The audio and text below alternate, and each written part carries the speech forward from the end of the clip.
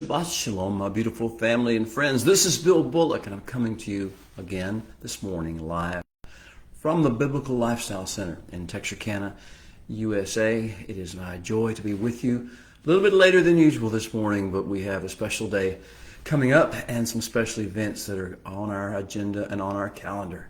So welcome to this time together on this last Sabbath before Shavuot, before the Feast of Weeks, or as it's known in the Western world, the Feast of Pentecost. We have some amazing, exciting things to talk about in the days to come, in the weeks to come. We all get a chance to prepare for that, though, by reading and meditating upon and discussing the 34th Parsha of Torah, the first Parsha of the book, or the Sefer of Bamidbar, which is called in the book of Numbers in the Western world. We get a chance to prepare ourselves for the season to come, the challenges of that season, the joys of that season, the proving ground that that season will be. We get a chance to prepare for all those things by virtue of our studies in Parsha and then the Sefer, the book of Bamidbar, Numbers. So if you would join with me as we walk in the light. We are doing a series this year, 5758 from creation, called Walking in the Light. And this is episode number 34 of that series.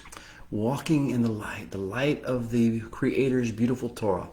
And considering the Torah as not just beams of revelation and information and wisdom and light, but seeing it as a collection of beautiful stories told to us by a loving mentor, guide, grandfather, king, who is wanting us to know who we are, where we came from, and what we're here for by virtue of the stories that he tells. So we are involving ourselves in these stories. We are becoming characters in the great narrative and the play. We are experiencing these things firsthand through the wonder, the beauty of the Torah's storytelling mechanisms. Today we are in Parsha Bamidbar, the 34th episode of this Walking in the Light series. And it's Numbers chapter 1, verse 1, the very beginning, to chapter 4 of Numbers, verse 20. About 4 chapters worth of revelation, stories, information, transformation, possibility being downloaded to us from our Creator. The sub-theme of this year's studies, as you said, walking in the light is the main theme, learning to walk in the light. But the sub-theme is discovering the secret wisdom encoded in Torah's timeless stories. I want you to think with me just for a few minutes before we get into the details of Parsha Bamidbar and the studies that we're getting ready for Shavuot, the Feast of Pentecost, or weeks. But think about what walking in the secret wisdom. What is wisdom, and how would you like some? Would you like more wisdom? Would you ask for wisdom from the Creator? Would you understand He is your source, not Google, or as wonderful as the search engines may be, compared to what we have had in the past, problematic as they may be in certain situations? Here's the one truth, is the true wisdom, the wisdom that really helps and heals and motivates and inspires. The true wisdom comes from the Holy One. If we grasp that, then we quit looking at all these other sources to give us what we can't get from them, what they can never offer, what they can never provide. But the Creator of the universe has ordained for us to get wisdom and to discover the secret wisdom that He has encoded within Torah's timeless stories. So walking in the light means discovering the secret wisdom encoded in Torah's timeless stories. And that's where we will begin with that eye mindset involved. We need to talk about what the Torah is to us. We are about to break the seal on a new sefer, a new book, a new scroll of Torah. This is an event. This is a transformation. This is a transition we're about to embark on. The whole mood of the creation ecosystem changes as we begin to do this. We're in the northern hemisphere, according to the Gregorian calendar, we're in the months of June and July. That is a growing season. It's also a season of intensifying heat, humidity in the northern hemisphere. The southern hemisphere has the exact opposite environmental effect. But we are at the cusp of a new season of the earth, and a growing season for us, and a restoration season for the folks in the southern realms of the earth. And that new season, this new seal, this new Sefer, this new book of Torah, this new scroll we're opening means we're entering a season of a change in the light intensity. I'm going to refer to it as a higher light intensity. Higher in one sense. It's not as much direct, powerful God encounter type revelation that we've been experiencing in the book of Vayikra. That has been so sweet. In the third book of Torah called Leviticus by the Western world, we have been just regaled by discourse after discourse, download after download of direct divine revelation and speech from the creator of the universe. This book is a little different. I call it a higher light intensity, not because it has better revelation, but because it means more to us, because it's actual, practical, and on earth as it is in heaven. It's real, real time, real people, real situations, and real lessons of mistakes that we make along the way. So this season of higher light intensity is not that it's higher light of being projected. It's just that we're getting the lessons learned more intensely by virtue of experiencing them. So it's also a time not just of increased higher light intensity, but of darker shadows in the areas where we don't let the light go. So that's the first thing. We're entering this new season of higher light intensity. But beloved, it's more than that. We are also embarking on a new and demanding phase of the great nation building initiative, the great tabernacle mind's viewpoint, the tabernacle vision. First comes vision in the kingdom, and then comes planning and strategy and rules of decorum and manners of strategy. That's how it works. And so we're embarking on a new and more demanding phase of the Creator's great nation building, great tent maker's dream initiative. This particular season that we're going to be in, the season of Bamidbar, the wilderness is what it means. In the season of the wilderness and the wanderings and the challenges of the desert and the heat, all the things we'll be talking about over the next few weeks, in this season, this is a more demanding phase of the initiative. And this is when we're supposed to develop a strong sense, or not, of collective identity. We belong somewhere.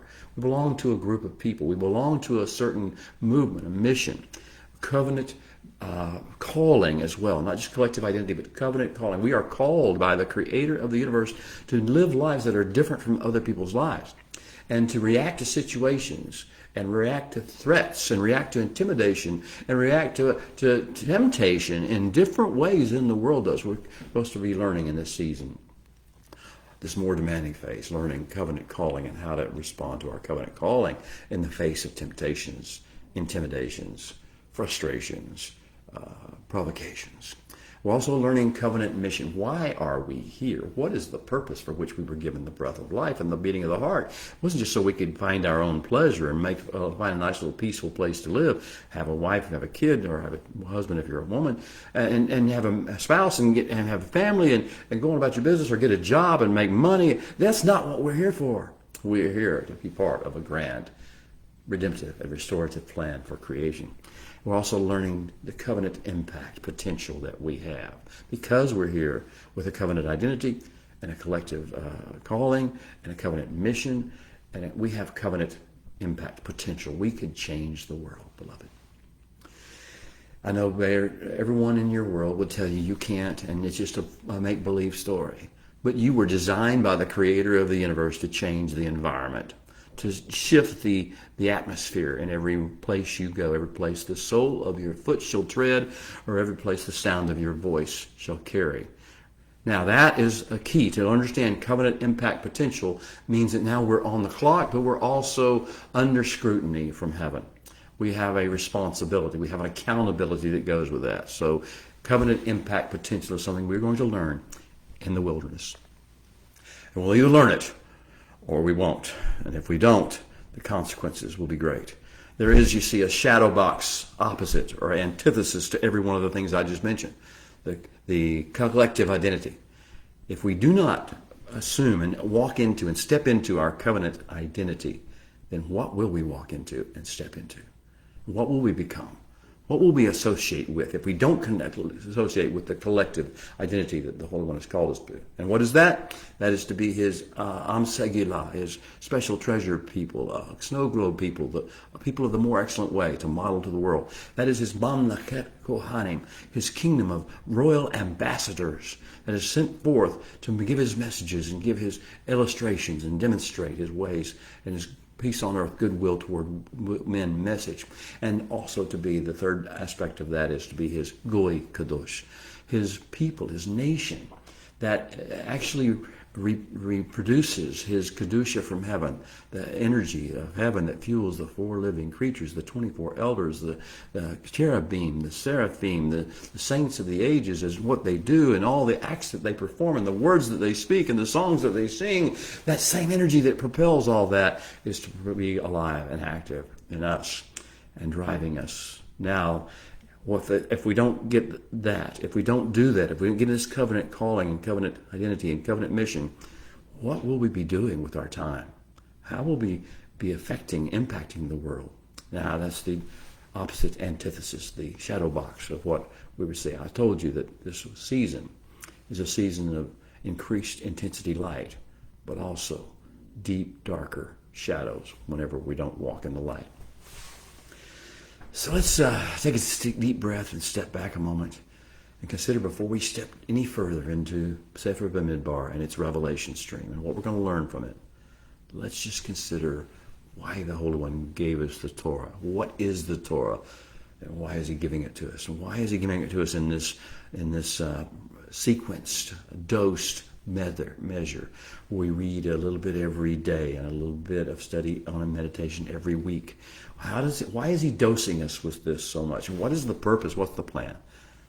Well, beloved, the Torah is the Creator's deep wisdom, the deep wisdom of the universe, not of the universe in some metaphysical sense.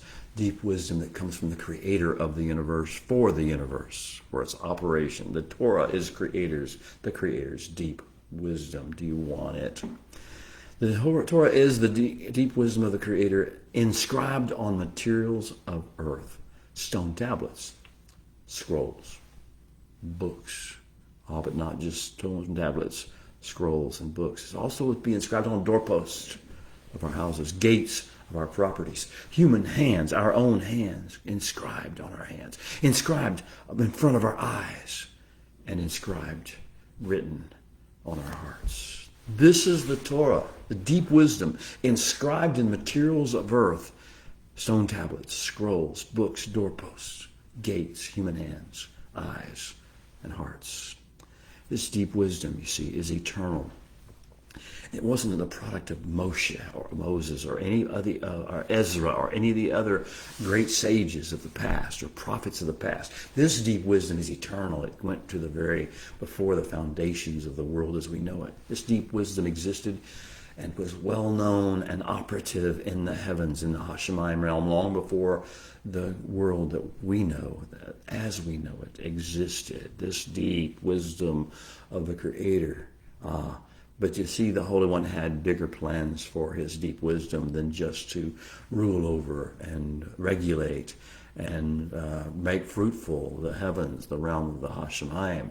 His bigger plans for his deep wisdom envisioned having a physical proving ground, immortality, where his deep wisdom could be revealed and studied and meditated on and put into practice by created beings that had free choice. Not like the angels, the cherubim, the seraphim, and the living creatures of the heavenly realm. No, like ordinary flesh and blood human beings. The Torah's deep wisdom, the Creator's deep wisdom of how to make things fruitful and beautiful was designed for earth and mankind and mortal human beings with free choice that could choose another way, but would, out of a deep understanding of what was being done, and meditation upon it, would choose with their free choice to follow the deep wisdom. So that plan, that bigger plan for this deeper wisdom, is why creation as we know it happened, why it occurred the way it was said. And now with that creation and that bringing of the Torah to the earth and to the realms of the Haaretz, this great challenge is on. To make things challenging, the Holy One allowed for all kinds of varieties of obstacles and distractions to arise in the earth and in the ways in the history of man to challenge his Torah. He wanted to prove the power and the goodness of his deep wisdom. So he allowed these varieties of obstacles and distractions to arise in the world, to present it with challenges it could overcome.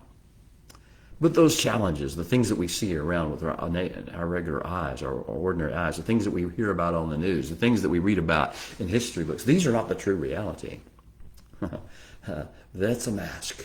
They are just a mask or a series of masks that conceal the creation ecosystem's true purpose, beloved. What is the creation ecosystem's true purpose? To become an activity center for Torah, a place where it can be a proving ground, where every word and action of a human being can be, or is, hopefully, informed and inspired by Torah's deep wisdom. Torah, not the craziness generated by fallen minds and loveless, lawless hearts of men and of unclean spirits. Not those things, but Torah is the creation ecosystem's genome. It is its past. It is its present if we'll have it, and it is its future if we'll just cooperate with it. Torah reveals exactly what the creation ecosystem always was and eternally is designed to be: a functional, Eden-like home where the Creator God and all the species and genuses of flora and fauna, and most critically, man, can coexist in harmony, can commune responsibly and meaningfully, can cooperate with each other in projects and activities, and can co-create a sweet spot where the Hashemayim, the heavens realm, and the Haaretz, the earth realm, can, if and as and when and to the extent Torah is allowed to do its work, these things can align with one another, can synchronize, get on the same timetable, get in the same rhythm and the same meter and the same beat, harmonize and produce wave after wave, beloved, generation after generation, harvest after harvest of Tov.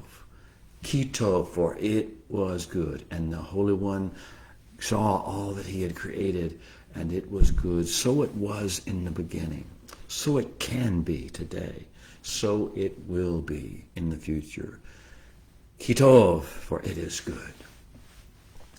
So which brings us now, finally, to the fourth Sefer of Torah, Sefer Bamidbar, the book the world in the West knows as Numbers. Wow, if this is what Torah is, if Torah is this deep wisdom of the Creator, what will this particular part of the Torah consist of? What will it awaken in us? Well, my sub-theme for the book of Numbers, or the Sefer Bamidbar, is a little less conversation, a little more action. Thank you, Elvis Presley, or whoever wrote that song for him, to get that point. A little less conversation, a little more action. So we have basically three parts to this book, this new book we're about to embark upon, the scroll, or the seal of which we're about to unseal. Part one of the book of three is the final preparations for departing Sinai en route to our greater destiny. We can't fulfill the purposes of the Holy One to be his Am Segilah, his Mamleket Kohanim, his Goy Kadosh, his nation of Kedoshim. We can't do that isolated at a mountain where no one ever goes. We have to be in the mix of the nations, of the raging nations, of the peoples that imagine vain things. We have to be surrounded by our enemies, have a table prepared for us in the presence of our enemies. We must be on display, and we must be seen, we must be heard, and we must be responded to, reacted to by someone. Final preparations, therefore, for departing Sinai, our place of isolation, our place of betrothal, sweetness, but we are betrothed for a purpose, not just to be enamored. Final preparations, then, for departing Sinai en route to our destiny. The second part of three is the great departure narrative itself. There will be a day coming. Chapter 10 of Numbers, verses 11 through 36, we're going to have this great departure narrative. It's the shortest portion of this particular book, but it will be one of the most impactful because it starts with us actually hearing the shofar call, following the call, the silver trumpets, as it turns out to be at that time, and seeing the cloud move, packing up our belongings, packing up our tents, taking our children, our spouses with us, and our grandparents and our parents and our babies and our grandkids, taking them all with us, saying, now it's time to go, and actually physically going and declaring, arise, O God, let your enemies be scattered. Oh, that's the great departure narrative. But then we're in it. We're in the narrative. We're in the wilderness. We're in the tests and trials of what I call the second wilderness. The first wilderness was a wilderness with training wheels, like a bicycle with training wheels for a child. He had bumpers on our gutters, if you want to think about the bowling metaphor. You know, when you first take a child to learn bowling, you have them put boundaries. You have them put something that will make sure they keep the ball in play and don't get too far out of bounds. Well, bumpers, and then you do that with the lanes. Well, that was what the first wilderness was like to us, the wilderness between Egypt and Sinai. But the second wilderness has no bumpers. It has no training wheels. The second wilderness, we're on our own. No, we're not on our own. On the second wilderness, we have an overwatch. We have a guide. But we don't have bumpers, and we don't have training wheels. And if we fall, we will fall. The tests and trials of the second one was chapter 12, verse 1 of Numbers through chapter 36, verse 15, the end of the book. This is the greatest portion of this book. And the third part of it is the tests and trials of the second wilderness, from Sinai to Kadesh Barnea, and from Kadesh Barnea to the plains of Moab overlooking the promised land. What a book we have. What a story we're about to tell. What a training ground we're about to encounter. Are we ready for this? How about you, beloved? Are you ready for the next level of challenge? Have you truly had ears to Shema the past few weeks? What the divine bridegroom of heaven has been saying to and regarding us? Have you caught the divine bridegroom's vision? Have you been bonded emotionally, spiritually, physically, intellectually with the bridegroom king himself? Are you versed? Are you subsumed within his persona, his beauty, his majesty?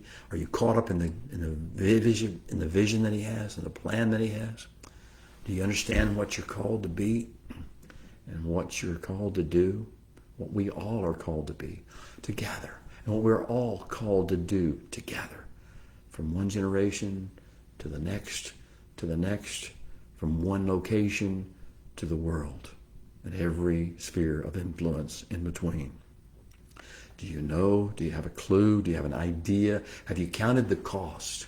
Do you know what it will cost to become whatever it is he wants us to be individually and collectively? Or on the other hand, do you understand the cost if we don't? If we give up along the way? If we crash and burn? If we turn over this bicycle without the training wheels? If we let the ball go into the gutter and come up with no score on the other end of the lane? Have you considered the cost? Have you considered how important this is? With that in mind, let's take a moment and let's sing our call to worship, our Baraku, the blessing, before reading from the Torah. Baraku et Adonai Hamvorak. Baruch Adonai Hamvorak Leolam Vaed. Baruch Ata Adonai Eloheinu Melech HaOlam Asher Bakar Banu Mikol Ha'amin V'natan Lanu Et Torato. Baruch Ata Adonai Noten HaTorah. Amen. And now, open our eyes, O Holy One, that we may see wondrous things in your Torah, for we are just strangers in the earth. So do not hide your instructions for living, your deep wisdom from us. We trust he will do so. So we gather round as children of the Most High, excited that it is story time again. We re-enter the wisdom of the deep wisdom of the stories of the Torah. What is the next part of our story all about? What is Sefer 4 of the series, Bamidbar, or Numbers? What is it all about? Well, it's not about numbers. There are going to be numbers in it as there are in all of life, but it is not about numbers. Sefer Bamidbar, the book that we call Numbers, is a great nation-forging and bonding adventure. It consists for the people of Bnei Israel, we'll read about in these stories, of 40 years' worth of wandering around the wilderness. The study of it takes 2 months. In the Hebrew calendar, Sivan and Tammuz. In the Gregorian calendar, especially this year, it's June and July. Each year, it takes 2 of our months from us, and it occupies the hottest, largest period of growth in our agricultural cycle, at least in the northern hemisphere, where the nation of Israel is. So let's get into our story as we understand what Sefer Bamidbar is. We started with Bnei Israel, the people of the covenant, the seed of Abraham, and the mixed multitude that came forth with them out of Egypt, all encamped at the base of Mount Sinai, halfway home, but in a place of betrothal and beauty. It is now, as we start our studies, it has been almost a year since the Exodus, and we have spent 9 months of that first year since the Exodus at this site on Mount Sinai. We have no complaints. We should have no complaints, at least, about being here. It has been wonderful here, to die for almost here. The Mishkan, the tabernacle, has been conceived and downloaded. The blueprints were downloaded. We built it. We have inaugurated. It has become the center of gravity of our lives. We are in an era of Emmanuel. We have acclimated to our King's beauty and his realm of majesty. We are basking in his divine presence and the emanations of light and of goodness and of excitement and inspiration and kedusha that flow from his presence. We have made mikvah in wave after wave of his kavod, his glory, and his kedusha infused neshama, awakening divine speech, the very utterances of the Creator. The deep wisdom has been pouring out over us like torrents of water at this mountain, like the rock that has been releasing water for all of our needs. The Holy One has inaugurated this prophetic era of Emmanuel, of the Creator God with us, with 5 stunning downloads of instruction, 5 discourses to make us understand our role, our assigned role, our job, our mission of tikkun nefesh, fixing individual souls along the way, healing them, bringing restoration to them. Tikkun olam, fixing the trajectory of mankind and what he thinks his purpose is and his connection to that purpose. Tikkun aretz, fixing the physical land of earth where it's been polluted and damaged, adversely affected by men doing their own will, and to making tikkun olam, the fourth of the divine instructions. Tikkun olam is to restore the world to its created Edenic state that it was designed to, where the Torah can be acted out and proven as true. So the 5 stunning discourses that the Holy One's given were, first, the Korbanot discourse. How are we to interact with the Creator? How are we to approach his majesty, his glory? How are we to go from this world with its messes that we deal with, this uncleanness? How do we to transfer ourselves, to prepare ourselves to go into his beauty realm? That's Leviticus chapters 1 through 9. That was the Korbanot discourse. Oh, what wisdom was downloaded to us if we were ready to receive it and not argue with it and disagree with it and find reasons to say it didn't apply or exist anymore. So that was the first discourse. Second of the 5 discourses was the Kedusha discourse, the longest, free-flowing, uninterrupted section of divine speech known to the history of mankind. Chapters 10 of Leviticus, verse 8, through chapter 24, verse 9, the Kedusha discourse. Ah, what wonder! They even had the love chapter of chapter 19 that described what it means to love the Holy One, our God, with all our heart, with all our soul, with all our strength, and to love our neighbor as ourselves, to love the stranger, to love even our enemy, to love all people, to love all things as He would have us to love, in accordance with His protocols, His provisions. Then the next discourse of the five was the kingdom beachhead discourse. He turned our hearts toward home. He pointed us to this beautiful land bridge between the three continents of Africa, Asia, and Europe, where all the history of mankind would play out in its greatest fashion, greatest ways. And he said, this is your beachhead to bring the kingdom of heaven to earth as it is in heaven. Well, that was the third of the discourses. The fourth discourse was the great Takaka discourse, the discourse of, but if you don't, what happens? If you do, what happens? So how's the even environment blessed by that? How are you blessed? How is your family blessed? How is the environment blessed by virtue of this? How is the creation restored? Or, on the other hand, if you choose not to shema the voice of the Holy One, not to follow His deep wisdom of Torah, if you don't do that, what will be the consequences for you, for your family, for your nation, and also for the environment, for the grand ecosystem that was designed to be the strategic location where the Torah and His deep wisdom is given its full authority to bring forth Tov. Then the final, fifth short discourse, chapter 27, was the Redeemer's mindset discourse, to look at everything through the eyes of a Redeemer, not a judge, not a critic, not someone who is complaining, not someone who is angry, not someone who is offended, not someone who is repulsed or revulsed, but to see everything through the Creator, Redeemer's mindset.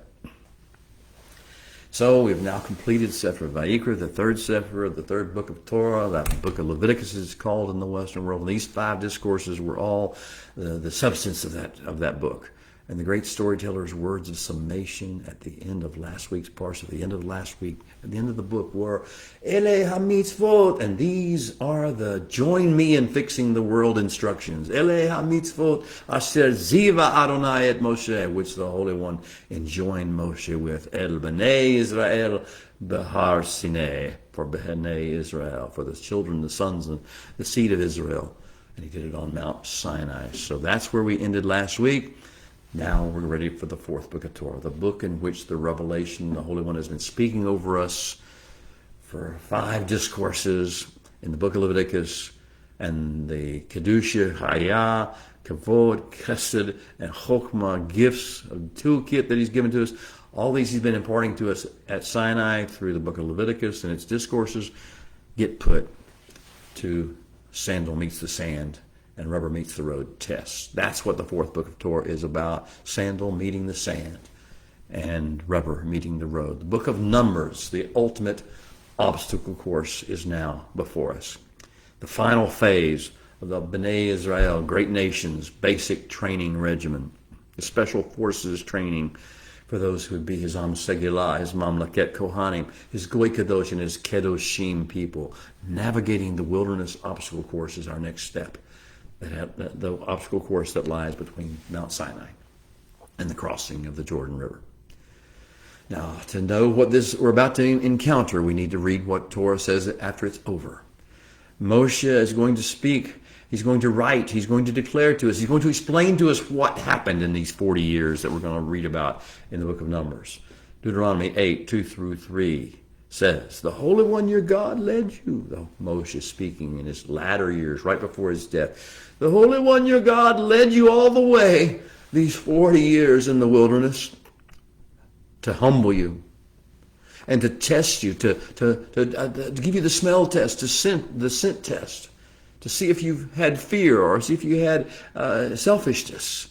He led you in these 40 years in the wilderness to humble you and to test you in this way, to know what was in your heart, whether you would shamar, treasure, and cherish, and carefully guard and watch over His mitzvot, His instructions, His deep wisdom, or not, in order that He might make you know, deep in your soul, know that man must not live by ingested food stuffs alone, not by bread alone, but ki al kol matzah pi Adonai yeh adam. But man is to live by everything that proceeds out of the mouth of the Holy One, his deep wisdom. This is the test. This is the testing ground.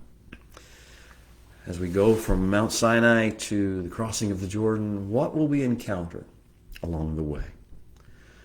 What intimidating gauntlet of challenges will we face? There is indeed an intimidating gauntlet of increasingly harsh and incredibly challenging desertscapes that awaits us. We will face one existential challenge after another. Every aspect of who we are will be tested and challenged. Every aspect of our individual and collective identity and our commitment to our King, our bridegroom, and his plan and his vision will be tested. Our mettle will be tested in the eastern Sinai wilderness region, just east of Sinai, then in the wilderness of Zin, then in the desert of Paran. Oh, will we ever be tested there and at Kadesh Barnea at the edge of it? Will we be tested in the watersheds of the Arabah, in the areas around and feeding the Zered and the Arnon brooks of Moabian territory, and through all the badland territories that are ruled by the warlords like Sihon and Og and king of Arad, and the king of Edom. These badland territories ruled by warlords. We got to go through them. We got to walk through lush hills and vales, but find them inhabited by ancient giants, far greater in strength than we are and size than we are. And we have to go through pagan high places of human sacrifice. We have to transfer through that. Transition through those things that are vehemently defended by witches and warlocks and seers and people who want to curse us and people who want to kill us. That's the challenge that lies ahead of us in this book. And spirits of uncleanness are at work, even while we're at Sinai. Spirits of uncleanness have been at work, busy laying dastardly traps for us. Traps of temptation, traps of intimidation, traps of terror and trauma. And they've been spreading them all along the way, just waiting for us. These unclean spirits have been given license by the Creator of the universe to harass us in order to test our mettle as we take off our training wheels, as we get rid of the bumpers, and we actually have to put up or shut up, hold fast or fall away. They have been given license to harass us in order to test our mettle and challenge our commitment to our King and his plan, and to our calling, to our role that we're supposed to play in that plan, to the objectives of the covenant, and to the great redemption and restoration end game. Which of us? How many from each tribe will make it? Which of us, how many from each tribe and clan and family will make it all the way to the promised land? Some of you know the answer to that question. And who and how many among us, and which of our family members that are close to us, our neighbors that we love, our friends that we care for, and that all walked dry shod beside us through the sea of reeds and shouted, Na'aseh v'nishma, we will hear us, we will make happen, we will do, and we will shema, in the aftermath of the giving of the Torah at Mount Sinai. All these people, those who co-labored with us to build the Mishkan with our hands and with the materials of earth, all these people, how many will be lost to us and to the world along the way in this coming desert, in the second desert, the second wilderness?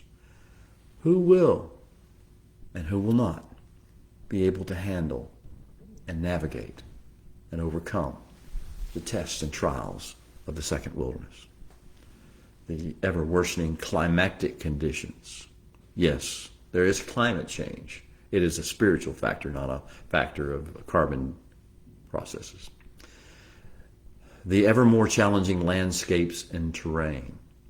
The increasingly severe episodes of soul-numbing hunger and thirst, as we learn to do with less and rely more upon the spirit than on the flesh. The physical exhaustion we experience, the disorientation our minds feel, the mission creep we see happening around us as others do not, and perhaps we ourselves, get distracted by other things, the paranoid delusions that set in the desert and the wilderness, the intimidation we experience by bullies and predators, the harassment that we experience at the hands of raiding parties of the pagan nations, the internal political drama that comes out of divisive rhetoric we allow, lashon hara, to come out of us on steroids because of the inability to control it. The intra-family jealousies that arise amongst us, the succession of mass casualty events that will transpire as the Holy One tries to get us back on track, the resulting disillusionment that we feel, and the depression, and the plagues and pandemics we experience, and the intense waves of anti-Semitic hate that come to our way, that they will come at us from all directions, the deadly serpent attacks we endure, and the disastrous losses we suffer in battles. These are the tests of the second wilderness. Are we ready for this? The opening words of Sefer Bamidbar as he prepares to get us ready for these things, setting the stage and the scene for Act 1 of this Sefer. Numbers 1, 1a and following. Vayadaber Adonai el Moshe. And then the Holy One spoke to Moshe. Bamidbar Sinai. In the deep desert-like wilderness of Sinai, which will be our point of departure and embarkation. Be'ohel Moed. At the tent, at the place of witness and testimony. Well, there we are, introduced to the theme of Bamidbar, in the wilderness, in a dry desert land, a desolate place. And as it says Bamidbar, note the change in focus and perspective from our last book. Our last book, Vayikra, was all about Bahar Sinai, in the mountain of Sinai. All our eyes were upon it, and all the influence was upon the mountain of revelation. But now things have changed. The focus is no longer Bahar Sinai. It's now on Bamidbar Sinai. It's on the ground, the earth that stretches out, the trying fields, the proving grounds that stretches out around and beyond Sinai. And all eyes are now moving from the mountain of revelation to the desert training ground where we put the revelation to practice, to test. So what is a Bamidbar? What is a midbar? What is a desert, a dry desert, desolate place? Why does the Hebrew language refer to where we're going as midbar and Bamidbar in that? It's from the word Hebrew verb dabar, and it comes same one that is going to be part of the name of the next Sefer, which is Devarim, a plural form in the masculine plural form. It's the same thing that we saw at the 10 words being given, the Dibrot, that's the feminine form in plural of Debar. This is a very significant thing. Its connection between Midbar and Dabar is very significant. But Dabar means to buzz, to vibrate, to speak with intentionality, to put things in order, to quiet the raging beast, to tame or gentle tohu vavohu, the without form and voidness. Compare Genesis 1:2 to 1:3 and following. After light came, everything began to come into order and into structure and into purpose and meaning. It started with tohu vavohu, and that's what we have. The bar is designed to cause tohu vavohu to be tamed and gentled and brought into fruitfulness. Dabar means to bring wholeness out of fragmentation, to bring order out of chaos. Midbar, this is where he's going to do this to us. It doesn't look like it on the surface, but that's just the mask that the world is wearing. What he's designing to do is take us and make wholeness out of fragmentation, bring order out of chaos, quiet the raging beast in and around us, and tame and gentle the tohu vavohu of what man has experienced in the era of Ra, Shekat, and Hamas, evil, corruption, and violence and cruelty. Midbar is a dry and arid area with very little rain per year and scarce vegetation where we must rely upon the Holy One. We will begin the great odyssey of this book as the infatuated but self-absorbed Shulamite that is depicted in the early chapters of the Song of Songs. Feed me with raisin cakes, cover me with your shade, bring me to your banqueting table, and cover me with your banner of love. This is where we start. But by the end of the wilderness season, the Holy One willing, though many of us, maybe most of us, will have maxed out, rung the bell, and given up at this or that obstacle station along the way, By the end of this wilderness season, there will be a select few, joined by the bright-eyed new generation that has been raised up and inspired and trained in kingdom protocols by that select few. This select few and the new generation will emerge looking like the mature, responsible, selfless servant, matriarchal character Ruth that is depicted in the famous Megillah, or scroll of that name. We will begin as the Shulamite. We will end like Ruth. Soon, you see, beloved, the pillar of fire and cloud will move. It's now sitting above the tabernacle and has been for some time, but it will move, and we will fold up our tents, and we will throw our meager belongings onto carts, and we will sally forth from this place of betrothal. The sweet venue where we were betrothed to the Creator of the universe and became His bride people, at which we first met and bonded with Him and learned the secrets of covenant calling from Him. This mountain, this venue will start to disappear ever so unceremoniously in our individual and collective rearview mirrors.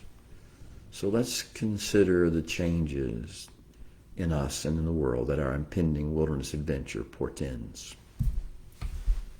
What changes will it portend? One, first, less revelation and life guidance will be coming from the overt God encounters and divine discourses that we read about in Leviticus. More revelation and life guidance will come from life experience itself, from learning from our own and others' mistakes and bad choices. Unfortunately, the Holy One knows this about his plan.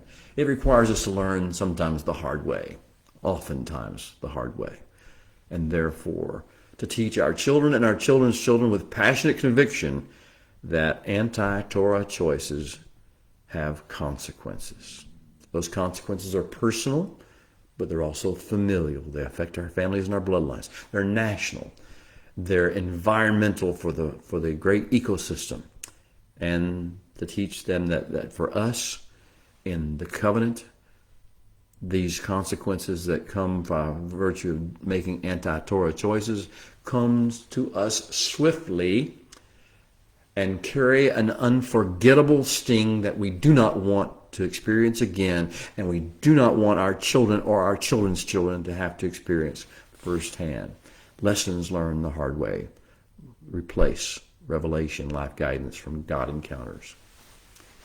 Now, God encounters will happen, and there will be discourses of divine speech in the book of Numbers, but not near to the level we saw in the book of Leviticus, and the focus will shift away from that to the stories and the narratives and the challenges themselves. Number two, less of our time will be spent in the book of Numbers focusing on an awakening and getting to know our neshama. We are a three-part being. We have a neshama, our eternal spirit that was breathed into us through Adam at Genesis 2:7. We have a neshama, but we also have a nephesh. We have a soul, a mind, a will, and emotions, which is sort of an interface between the neshama and the basar, the flesh, the instincts, the appetites, the urges, the emotions of the physical body.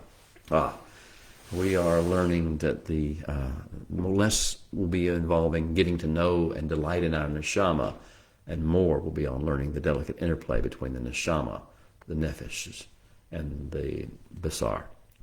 We're going to add a wilderness skill set to our already hopefully firmly established beauty realm courtiership protocol skillship. We should know how to behave in the courts of the king now, but do we know how to behave in the wilderness? Do we know how to behave in the face of provocation? Do we know how to keep our shalom and keep our kingdom mission focus in the face of anger, in the face of raging nations, in the face of people's imagining vain things, of people attacking us, of people hating us? Do we have the skill set to deal with the wilderness? Do we have our wilderness skill set yet? It's going to come. The third of these things is to focus less in the book of Numbers on appetites and urges and desires, and less on rights and privileges and entitlements, and less on feelings and less on abstract concepts as we begin to get the neshama in charge as opposed to the nephesh, the mind, will, and emotions, and the basar, the flesh, the instincts and the appetites and the defense mechanisms And we get more focus then by virtue of the neshama's interaction on our assigned kingdom tasks, upon our areas of responsibility, our AORs, upon the chain of command of the courts of the king and his hosts, upon the cadence and its synchronization and meter and rhythm, upon communication protocols, and upon accountability protocols, and upon mission objectives, and upon community survival and thriving protocols, and how to make the community survive and thrive and fulfill its mission, and upon our rules of engagement with the nations of the world. Those are the various different things that we'll be focusing, changes, transition we'll be seeing in this book. Now let's establish the timeline and sequencing for the beginning of this book. Numbers 1:1, part B says, Be'achad lechodesh hashani, on the first day of the first month, B'shana hashanot. Now we have already encountered the first day of the first month of the second year. B'shana hashanot. We have encountered it in 3 books so far. We've encountered it at the very end of Sefer Shemot, book of Exodus. That's when the fire, when the presence of the Holy One descended and fell upon them and inhabited and filled the Mishkan, the tabernacle. We saw it also in chapter 1 through 9 of Leviticus, in the beginning opening of the tabernacle, when it began to be opened, and we were invited in. How the protocols of the Korbanot discourse were told to us on the first day. We've seen it there, but we're also seeing it again now from a different perspective as we get ready to leave. Be'achad lekodesh hashani b'shana hashanot, on the first day of the first month of the second year. Le'etam me'eretz Mitzrayim, from the second year from their emergence from the land of Egypt. Le'emor, and saying, and then we're going to have this book will follow. Now this is the timing and sequence puts this book right in the center of our DNA. This is a part of our bloodline's DNA altering year, the year between the Exodus and the falling, the giving of the Torah.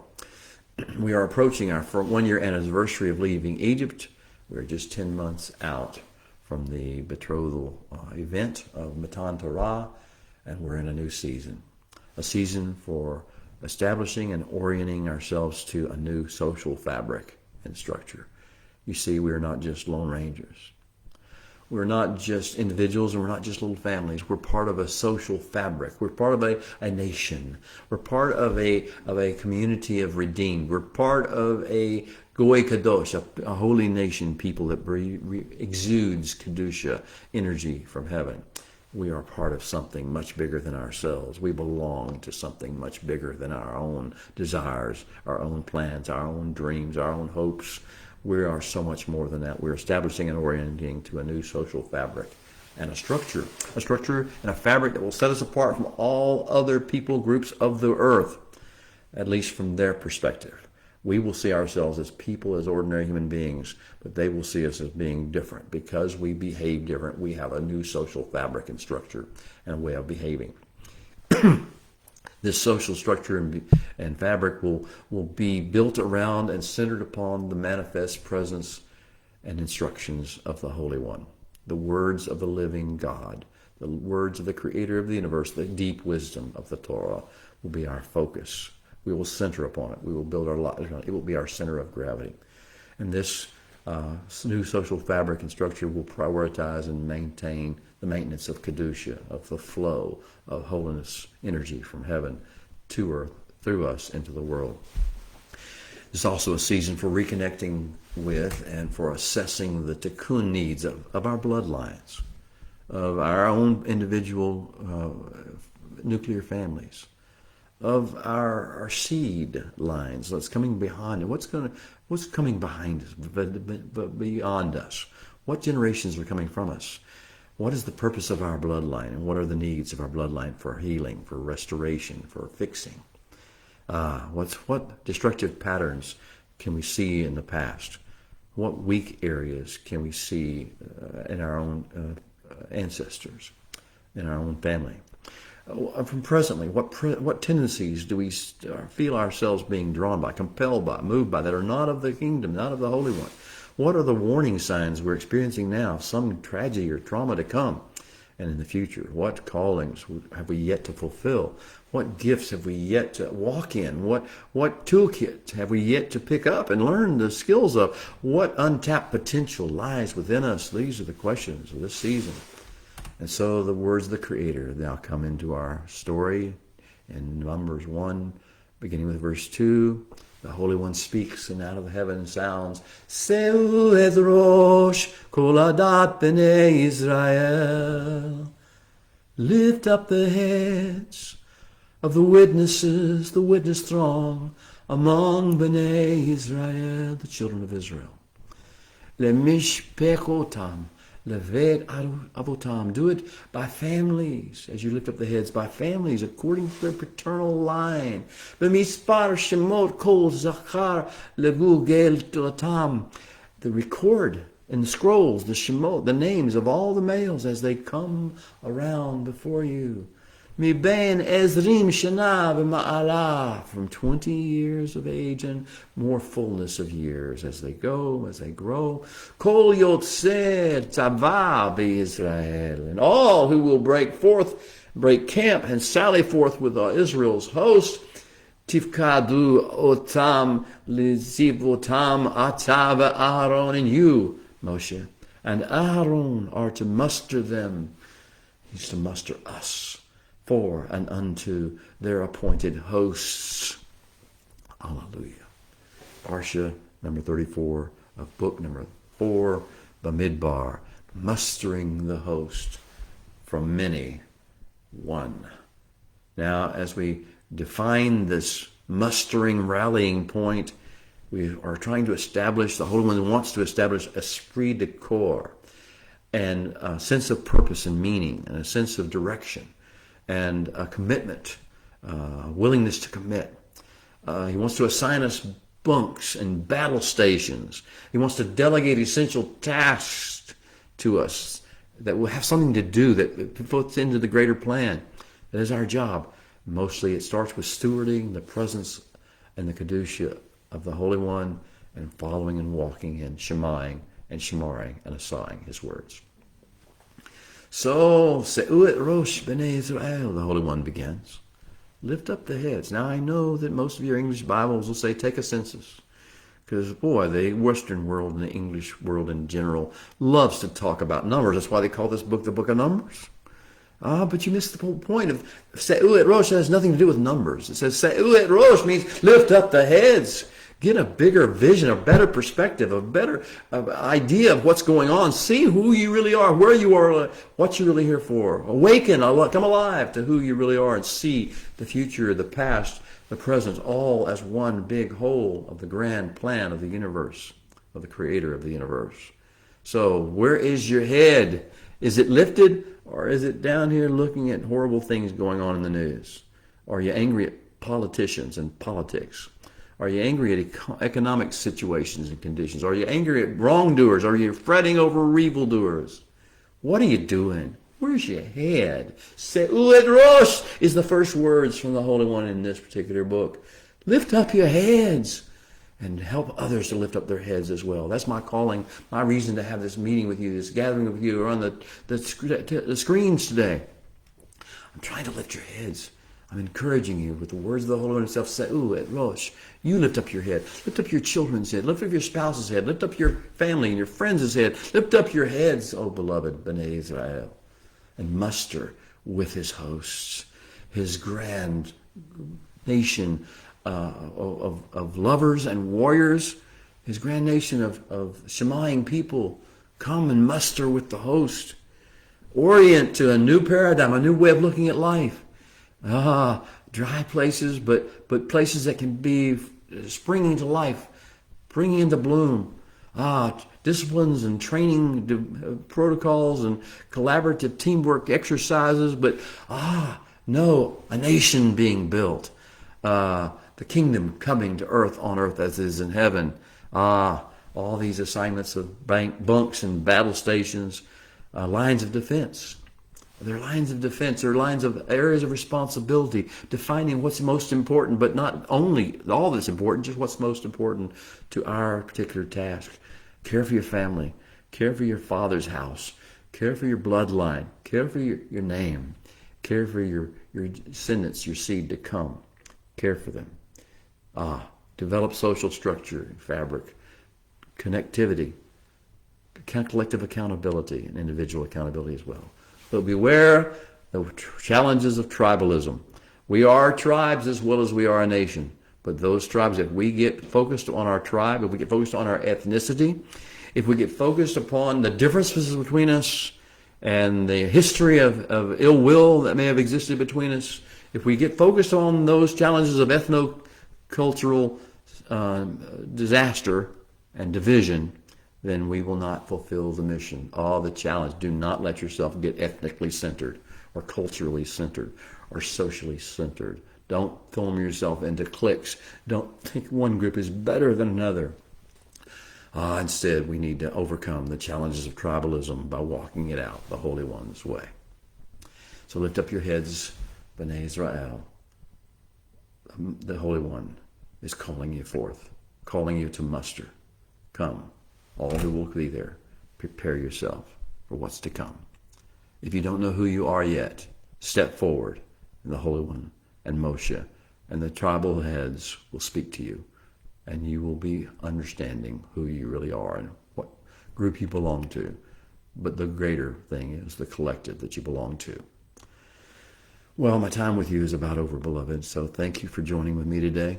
If you've enjoyed this discussion, and I hope you have, I hope you've been enlightened about it, I hope you've lifted your heads as a result of it. Drop me a line, let me know your name and where you are. So any comment or question you may have, put that in there as well. I also invite you as we begin this new Sefer Torah, this new study of Torah, a new part of it, that you would consult the website that we recommend to you, which is biblicallifestylecenter.org. I'll repeat it, biblicallifestylecenter.org. That's our website. And on it we have archives of all the Torah studies, daily studies, and other things that you see there, other resources. The daily studies are completely, absolutely free for anyone to review. Just go to biblicallifestylecenter.org and go to archives. With regard to the other aspect of this is, yes, we do have expenses. We don't ask for any salary or any personal monies from this, but we do have internet expenses. We have franchise fees. We have all sorts of things we have to do to spread this message. So if you have the chance, if you feel the Spirit's leading, then we ask you to hit the donate button as you're on that website. Donate to biblicallifestylecenter.org. We need the money to continue this operation. Thank you very much. For now, until next week, Shabbat Shalom, and I'll see you in Sefer Bamidbar.